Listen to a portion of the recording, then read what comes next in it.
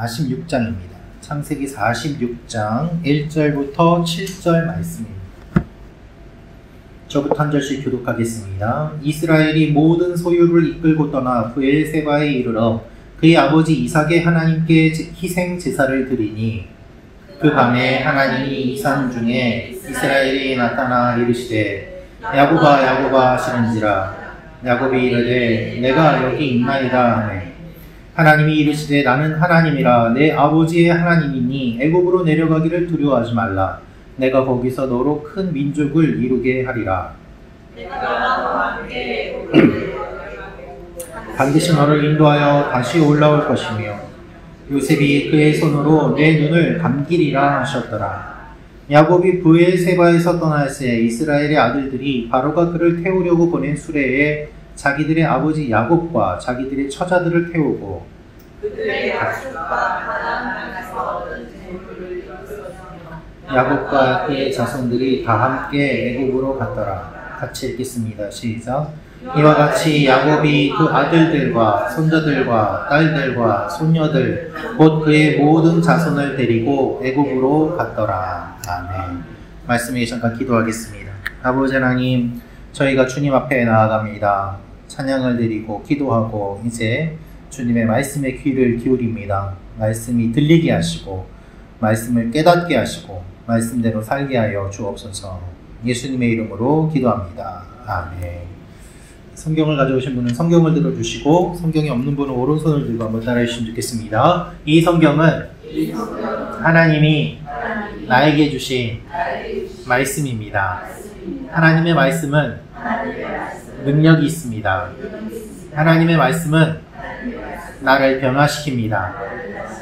나는 이 말씀을 믿습니다. 아멘. 여러분의 고백대로 될 줄 믿습니다. 오늘은 믿음의 길을 떠나는 준비라는 제목으로 말씀 선포하도록 하겠습니다. 여러분은 혹시 지금까지 이사를 몇 번 정도 하셨나요? 여러분이 살던 곳, 익숙한 곳을 떠나서 새로운 곳으로 옮기신 경험은 몇 번이나 있으십니까? 어떤 분은 태어나서 그 지역에서 정말 평생을 사는 분들도 있습니다. 미국 사람들 그런 경우들 많다고 하더라고요. 그래서 내지에서 태어난 사람들은 바다를 한 번도 못 보고 그죠? 지내는 경우도 있다고 하죠. 제가 제주도에서 살면서 어떤 분들을 만나서 얘기를 들어보니까 저도 이야기 듣다가 좀 놀랐는데요. 제주도가 제주시가 위쪽에 있고 서귀포시가 아래쪽에 있거든요. 근데 서귀포시에서 태어나신 분인데 지금까지 제주시도 한 번도 안 나가보신 분이 계신 거예요. 제가 너무 놀랐습니다. 왜냐하면 차로 가면 한 1시간 반 정도면 갈 수 있는 거리인데 거기도 한 번도 안 가봤다고 하시니까 진짜냐고 제가 물어봤어요. 그랬더니 진짜래요. 별로 나갈 일이 없대요. 그냥 자기 동네에서 그냥 필요한 거 다 있고 거기서 그냥 농사 짓고 그렇게 지내왔기 때문에 굳이 나갈 일이 없었다고 이야기를 하시더라고요. 그러니까 그분은 그냥 태어나서 그 동네에서 계속 거기서 지내시는 것이죠. 그러다 보니 낯선 곳으로 갈 일도 별로 없고 또 굳이 낯선 곳으로 가야 되는 그러한 이유도 잘 찾지 못하시는 모습을 보았습니다. 저는 결혼하고 이사를 많이 다녔는데요. 교회에서 사역지 이제 발령 받는 거에 따라서 여기저기 사역지를 많이 이동을 하면서 사역을 하게 돼서 많이 옮기게 되었습니다. 이사한 거를 다 세보니까는 한 24, 5번 정도 되는 거예요.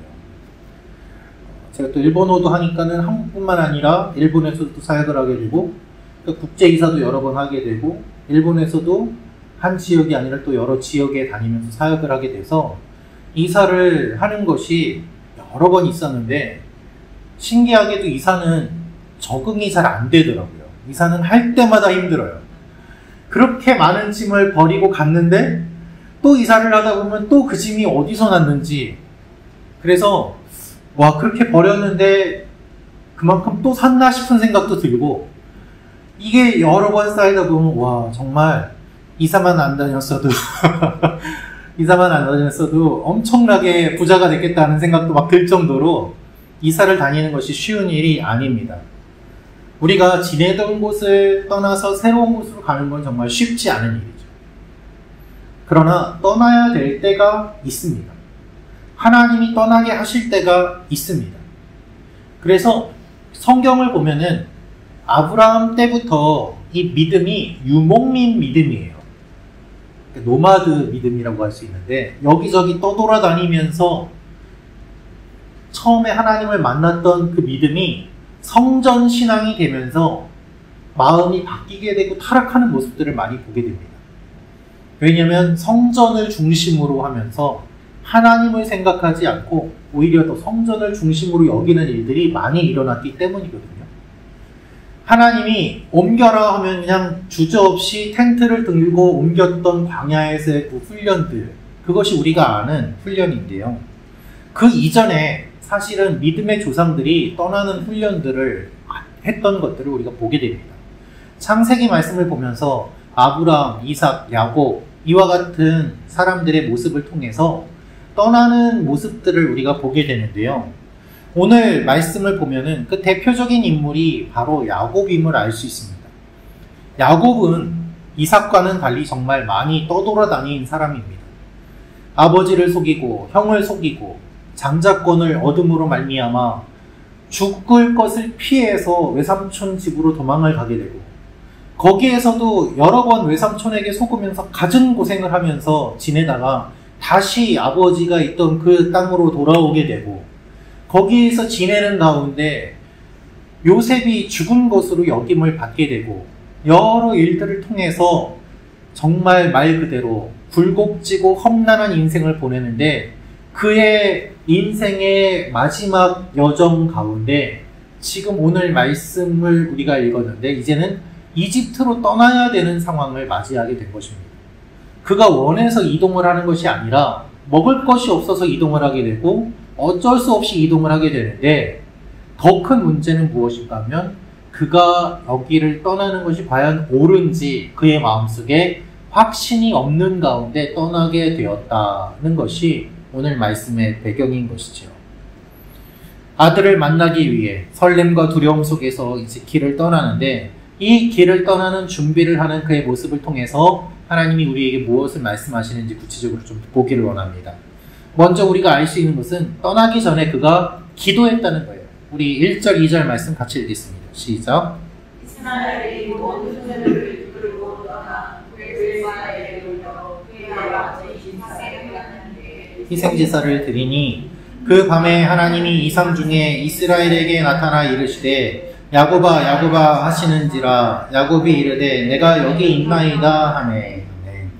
1절, 2절을 통해서 우리가 주목해서 볼 것이 무엇인가 하면 1절에 이스라엘이라고 표현이 되어 있다는 것이고요. 또 하나는 아버지 이삭의 하나님께 희생제사를 드렸다는 것입니다. 여러분 우리가 익숙한 곳을 떠나는 것은 쉽지 않습니다. 모험을 하기보다 그저 내가 잘 아는 곳에 머무르기를 원하는 것이 우리의 본성입니다. 그런데 지금 야곱은 떠나야 됩니다. 그런데 떠나는데 힘들어하는 이유가 있습니다. 단순히 익숙한 곳을 떠나기 때문에 힘든 것이 아니라 그가 지금 살고 있는 곳이 가나안 땅이기 때문에 힘든 거예요. 하나님이 약속해 주신 그 땅으로 외삼촌 라반의 집을 떠나서 돌아왔는데 여기에서 지내고 있던 그가 다시 이집트로 이동을 해야 되니 그의 마음속에는 하나님이 주신 약속의 땅인데 내가 여길 떠나는 게 맞나 싶은 생각이 들었던 것이죠. 그래서 그의 마음이 편치가 않았습니다. 하나님이 주셔서 살고 있던 땅인데 여길 떠나는 게 내 생각으로 떠나는 게 아닐까? 먹을 것이 없어서 가는 게 아닐까? 내가 아들 보고 싶어서 가는 게 아닐까? 정말 하나님이 떠나라고 하셔서 떠나는 것일까 하는 이 마음의 갈등이 그의 속에 있었던 것이죠. 그래서 그는 하나님께 예배를 드렸던 것입니다. 창세기 31장 3절 말씀을 보면 하나님이 명령하셨거든요. 내 조상의 땅, 내 족속에게로 돌아가라. 이 말씀을 듣고 외삼촌 집을 떠나서 왔는데 여기에서 살고 있는 그가 지금 가뭄을 겪는다고 먹을 것이 있는 이집트로 가는 것이 맞는지 힘들어했던 것입니다.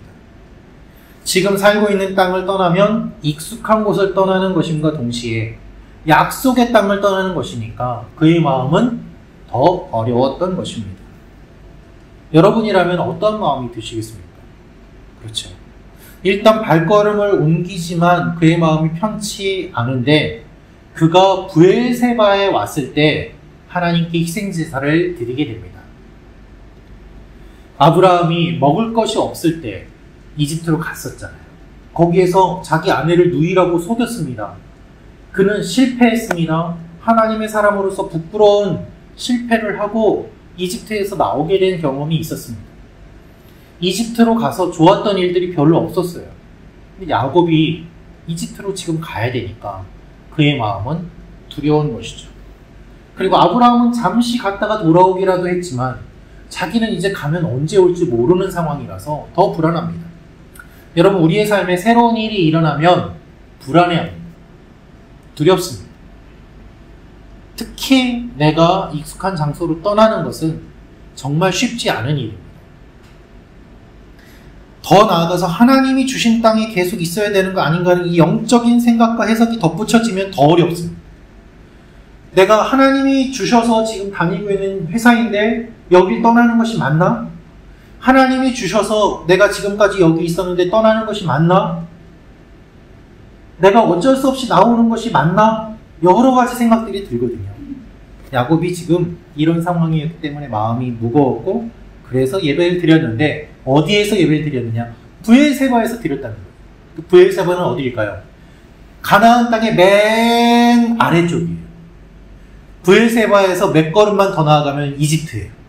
그러니까 약속의 땅에 끝까지 와서 여기까지 어떻게든 왔는데 이 선을 넘어가는 그 경계에서 야곱은 마지막까지 갈등을 하는 거예요.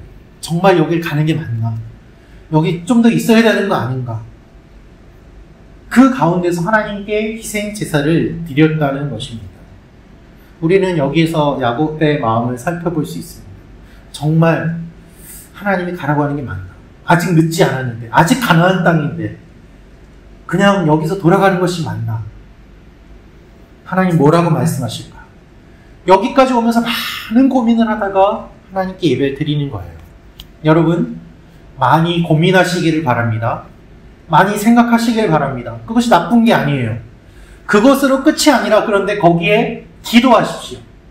예배하십시오. 끝까지 하나님의 뜻을 물어보십시오. 그것이 야곱의 마음입니다. 내가 떠나지만 그래도 끝까지 하나님의 뜻을 물어보고자 하는 그 마음. 영적인 고민이 있으면 영적으로 풀어야 돼요. 그래야 되지 않겠습니까?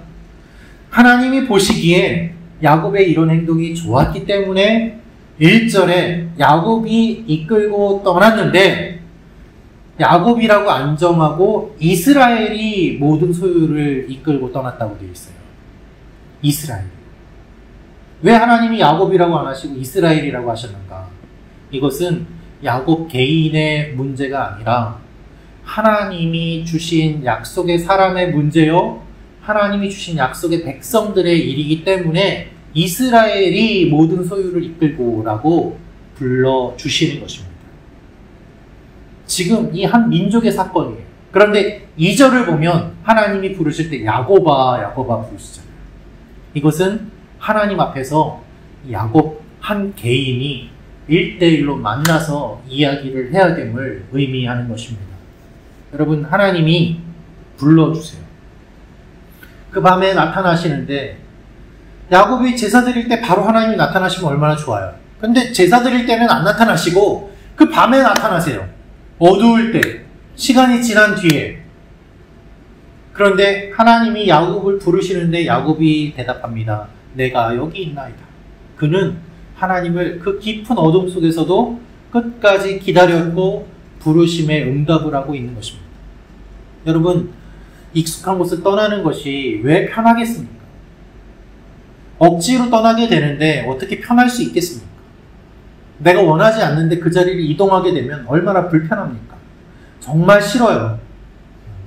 내가 뭐 잘못해서 이렇게 된 건가 싶기도 하고, 내가 왜 떠나야 되나 싶기도 하고, 여러 생각이 드는데 그 생각을 하나님이 아시고 야곱아, 야곱아 불러주세요.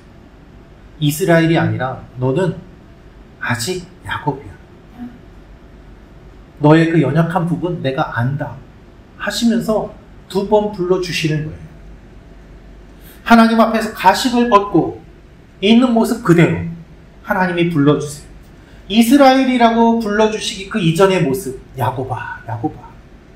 여러분, 우리가 연약할 때에 우리의 옛 모습이 그대로 드러납니다. 사람은 어려울 때 본성이 드러난다고 하잖아요. 좋은 것 같은데 어려운 일을 경험하면 그의 본성이 드러나게 되어 있습니다. 야곱이 하나님 앞에서 이렇게 하는 것을 하나님이 아셨어요. 그의 깊은 본성을 하나님이 만져주십니다. 야곱이 하나님이 임재하실 때까지 기다렸어요. 하나님 부르시니까 그냥 바로 응답하잖아요. 내가 여기 있습니다, 하나님. 그 갈급한 마음이 드러납니다. 여러분, 여러분의 삶 가운데 혹시 어떤 것을 결정하셔야 됩니까? 익숙한 곳을 떠나서 낯선 곳에 가셔야 됩니까? 하나님 앞에 기도하시기를 축원합니다. 내가 기도하다 보면 그 어두운 깊은 밤에 하나님을 만나게 되는데요. 그때에 하나님을 만날 때 내가 가지고 있던 여러 가지 껍데기들이 다 벗겨지고 내 본질만 남아요. 내가 떠나면은 뭐가 좋을까? 남아있으면 뭐가 좋을까? 여러 가지 계산을 막 하는데 하나님 앞에 서게 되면 하나님이 우리의 가장 깊은 내밀한 부분을 만져주십니다. 그러면은 내가 복잡하게 생각했던 것들이 단순해집니다. 그래서 믿음은 단순한 거예요. 그냥 무식하게 단순한 것이 아니라 이 복잡함을 다 걸러낸 다음에 나오는 정련된, 정제된 단순함이기 때문에 거기에 힘이 있습니다. 하나님께서 야곱을 만나주시는데 야곱에게 약속을 주세요. 3절, 4절 말씀 같이 읽겠습니다. 시작.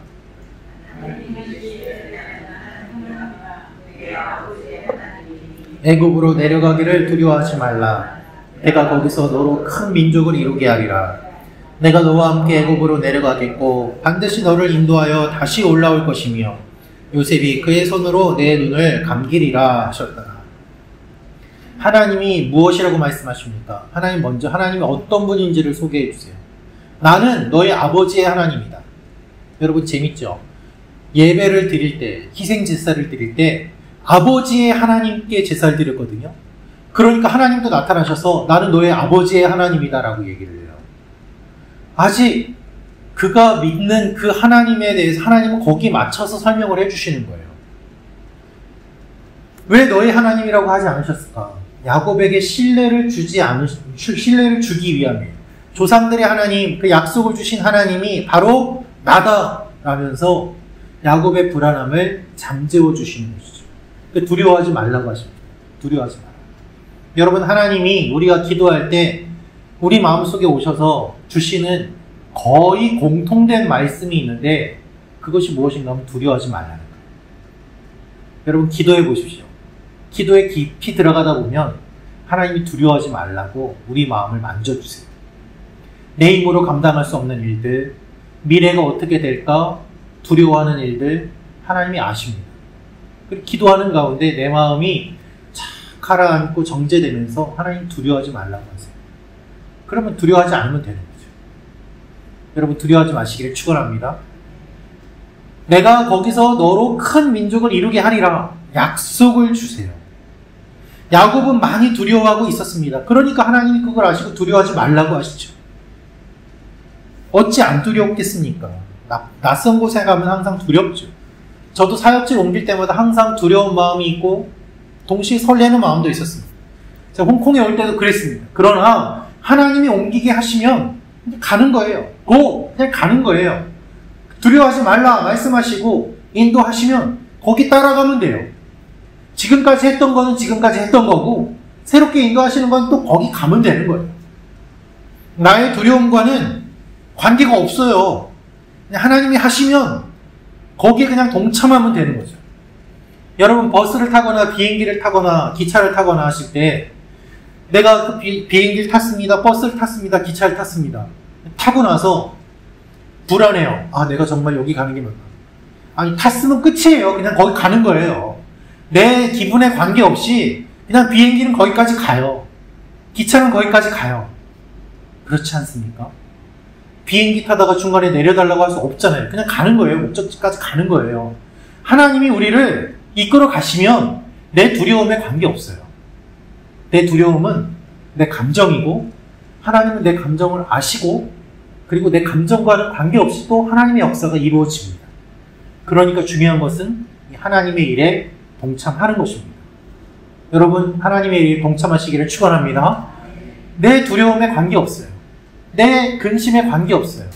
하나님이 아시고 만져주세요. 때로는 기분이 좋을 수도 있죠. 때로는 기분이 나쁠 수도 있죠. 그러나 우리가 이 믿음의 길을 걸어가면 이미 천국으로 가는 거예요. 가는 거예요. 중간에 어떻게 내려서 천국 안 가는 다른 길로 가시겠어요? 아니잖아요. 그냥 가는 거예요. 목적지를 향해 가는 인생임을 기억하시길 바랍니다. 하나님이 야곱을 알고 말씀해 주시잖아요. 무엇보다 내가 하나님의 뜻을 어기고 가는 건 아닐까 하는 그의 마음을 아시고 아니야, 내가 너를 보내는 거야. 두려워하지 마. 그 근본적인 두려움의 원인을 주님이 제거해 주세요.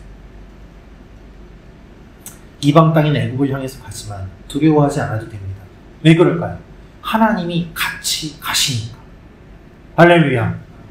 하나님이 같이 가시니까 두려워하지 않아도 되는 거예요. 가나안이 왜 가나안이에요? 하나님이 약속하신 땅이니까 가나안이잖아요. 그런데 하나님이 약속하신 땅도 중요하지만 더 중요한 건 무엇입니까? 하나님이 어디에 함께 계시느냐예요. 하나님이 애굽에도 함께 계시면 애굽이 약속의 땅이 되는 줄로 믿습니다. 가나안만이 중요한 것이 아니라 하나님이 계신 곳이 약속의 땅인 거예요. 내 주 예수 계신 곳이 그 어디나 하늘나라. 할렐루야 찬양하세요. 그렇지 않습니까? 내가 사망의 음침한 골짜기를 다닐지라도 해를 두려워하지 않을 것은 주께서 나와 항상 함께 하시기 때문에.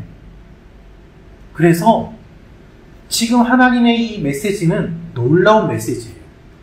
그 땅에 얽매이지 말라는 거예요. 땅에 얽매이는 것이 아니라 누구에게 매여야 돼요? 하나님께 매여야죠. 성전에 머무르시는 하나님이시지만 성전에 매이는 게 아니라 어디에 매여야 돼요? 하나님께 매여야 되죠. 그래서 고린도전서 3장 16절은 이렇게 말씀하십니다. 너희는 너희가 하나님의 성전인 것과 하나님의 성령이 너희 안에 계시는 것을 알지 못하느냐. 우리가 하나님의 성전이 되어서 그 성전, 예루살렘 성전만 생각하는 것이 아니라 하나님이 임재하신 우리가 성전이 됨을 말씀하세요. 그래서 다시 한번 하나님은 노마드 신앙, 움직이는 신앙을 말씀하시면서 우리가 두세 사람이 모일 때 임재하시는 그 하나님, 여기가 성전이 되고 여기가 하나님의 임재가 있는 곳이고 여기가 약속의 땅이 되는 것입니다. 여러분, 이 모임이 약속의 땅인 줄로 믿습니다. 우리 모임이 하나님이 임하시는 성전인 줄로 믿습니다. 어디든 하나님이 함께 계시는 그곳이 가장 좋은 곳인 줄 믿습니다. 잘 먹고 잘 살지만 하나님이 없는 곳이 아니라 내 상황과 환경에 관계없이 하나님이 같이 계시는 그곳, 거기가 약속의 땅이니까 좋은 거예요. 그러니까 하나님이 가라고 하면 가면 돼요. 그러면 거기에서 놀라운 일이 또 생기게 되는 것이죠. 야곱이 애굽으로 내려갑니다. 거기는 이방 땅입니다. 태양신을 섬깁니다. 하지만 하나님이 함께 계시니까 태양신을 섬기는 그 땅이라고 하더라도 하나님의 약속의 땅이 돼요. 여러분, 우리가 사는 이 홍콩 땅, 우상을 섬기는 사람들도 많고 풍수지리가 문화적으로 자리 잡고 있고 우리가 신앙적으로 안 맞는 것도 있지만 그럼에도 불구하고 우리가 여기에 있는 이유는 무엇입니까? 하나님 믿는 백성들이 있는 여기가 약속의 땅이 됨을 믿고 약속의 땅을 확장해 나아가는 그 삶을 우리가 살아가는 것이죠. 할렐루야. 하나님의 약속이 있기에 담대하시기를 축원합니다. 여러분, 어렵고 힘든 시기를 지금 보내고 계십니까? 하나님의 약속이 있습니다. 하나님이 함께 하십니다. 하나님 붙잡아 주십니다. 그래서 애굽으로 가는 거예요. 여러분, 먹을 것이 없어서 애굽으로 가는데 좋게 말해서 먹을 것이 없는 거죠. 나쁜 말로 말하면 거지예요, 거지. 그렇잖아요. 먹을 게 없으니까 이집트로 내려가는 거잖아요. 망한 인생이에요. 먹을 것이 없어요. 거지예요. 그런데 그렇게 쫓겨나듯이 나오게 되는 그 야곱과 그 가족들을 하나님은 아시고 어루만져 주시고 살려 주십니다. 그래서 나오는데 마지막으로 우리가 알 수 있는 것은 뒤를 보지 않아요. 우리 5절에서 7절 말씀 같이 읽겠습니다. 시작. 이스라엘의 아들들이 바로가 그를 태우려고 보낸 수레에 자기들의 아버지 야곱과 자기들의 처자들을 태우고 그들의 가축과 가나안 땅에서 얻은 재물을 이끌었으며 야곱과 그의 자손들이 다 함께 애굽으로 갔더라. 이와 같이 야곱이 그 아들들과 손자들과 딸들과 소녀들 곧 그의 모든 자손을 데리고 애굽으로 갔더라. 아멘. 이제 다 데리고 애굽으로 발길을 옮기게 됩니다. 지금까지는 가나안에 있었지만 안심하고 내려가라는 주님 말씀 듣고 이제 평안히 애굽으로 내려가게 됩니다. 그런데 이렇게 내려가는 모습을 보면 다 데리고 갔더라 라고 되어 있어요. 다 데리고 갔더라. 여러분, 뭘 뜻해요? 가나안에 미련을 두지 않았다는 거예요. 남겨두는 거 하나 없이 다 데리고 갔어요. 왜요? 그것이 뒤를 보지 않는 믿음의 모습이거든요. 여지를 남기지 않아요. 그것이 야곱의 모습이었습니다. 어떠한 사역자들이나 선교사들은 사역을 마쳤는데도 여전히 뒤돌아보는 분들이 가끔 있습니다. 자기가 했던 사역지 계속 연락하고 자기가 만났던 사람들 계속 연락해서 여전히 자기 사람으로 자기가 뭘 해보려고 하는 일들, 다음 사람이 이어서 하고 있음에도 불구하고 내 것이라고 주장하는 마음을 가지고 사는 사람들도 가끔 있습니다. 슬픈 일이죠. 잘못된 것입니다. 그냥 사역을 맡겨주셔서 사역을 했으면 또 떠나게 하시면은 그것으로 감사하면 되는 거예요. 지나간 건 지나간 거예요. 계속 미련을 두면 성도들이 힘들어하고 선교지가 힘들어해요. 여러분 뒤를 보지 마십시오. 떠나갔으면 끝이에요.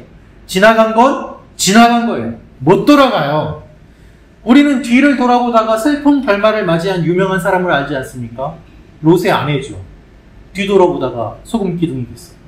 이스라엘 백성들은 어떻습니까? 이집트에서 노예 생활하다가 나와서 그때가 좋았다고 몇 번이나 이야기하잖아요. 좋긴 뭐가 좋아요? 노예. 안 좋았어요. 지금이 좋고 점점 좋아지고 있는 거예요. 할렐루야. 우리가 과거가 좋았다고 얘기하는 건 기억의 왜곡이에요.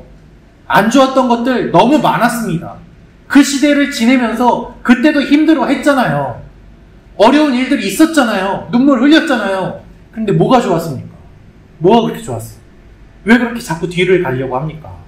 뒤로 못 가요. 안 돼요. 더구나 하나님께서 이집트와에 함께 가겠다고 하시잖아요. 그런데 뒤를 볼 일이 없는 거죠. 새 일을 기대해야죠. 야곱은 아들들과 손자들과 딸들과 소녀들 다 데리고 갑니다. 4절 말씀을 보면은 약간 모순이 있어요. 하나님이 말씀하시는데 반드시 너를 인도하여 다시 올라올 것이며, 그런데 그 뒤에 보면 요셉이 그의 손으로 내 눈을 감기리라 말씀하시거든요. 요셉이 내 눈을 감기리라 하는 거는 너는 죽는다는 뜻이에요. 그런데 하나님이 말씀하시잖아요. 너를 반드시 인도해서 다시 올라올 것이다. 모순되는 말 아닙니까? 그러나 모순이 아닙니다. 하나님의 약속이에요. 야곱은 이집트에서 요셉의 품에서 죽게 될 것이지만 이스라엘 그 민족으로 하나님께서 가나안 땅에 다시 이끌어 오실 것이라는 하나님의 구속사적인 약속이 이 안에 들어있는 거예요. 그러니까 모순이 아니죠. 야곱 개인이 죽어도 하나님의 약속이 계속 이루어져요. 여러분 기억하십시오. 하나님의 약속은 내가 이 땅을 떠나도 계속 진행돼요.